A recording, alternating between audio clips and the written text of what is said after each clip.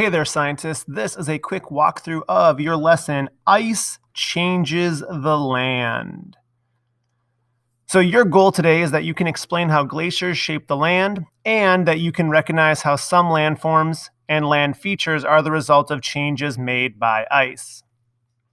So this is about a 3-minute video giving you some really great details about how glaciers are moving rocks around, how they're changing the land, how they're affecting the weathering and erosion and deposition process.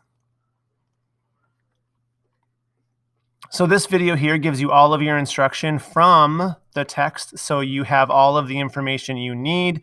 And then we have some additional instruction listed here for some other information that you might want to think and or talk about. Weathering and erosion by ice change the land surface in the Yosemite Valley. Think of the information you have gained to infer how weathering, erosion, and deposition might change the valley during the next 1,000 years. You might infer that as water freezes and melts in cracks in rocks, the rock will break down. Rivers such as the one in the Hanging Valley shown on page 121 will continue to weather and erode rock and deposit sediment in other places. Landforms such as kames, dermlands, eskers, moraines, kettle lakes, striations, horns, aratus, and cirques are the result of changes to the Earth's surface by ice.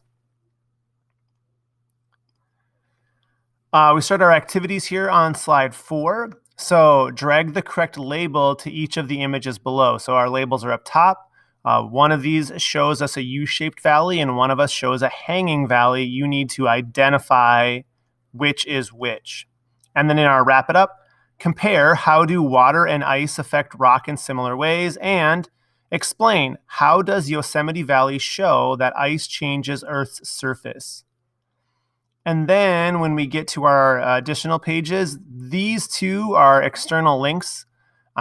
This will take you to Mystery Science. We've looked at this before, but it's here if this is something that you wanted to go back to.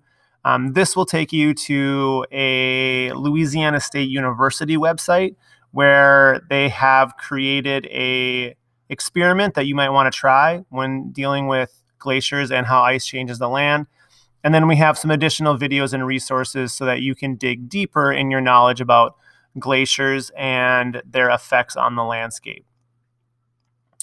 Because again, your goal is that you can explain how glaciers shape the land and you can recognize how some landforms and land features are the result of changes made by ice.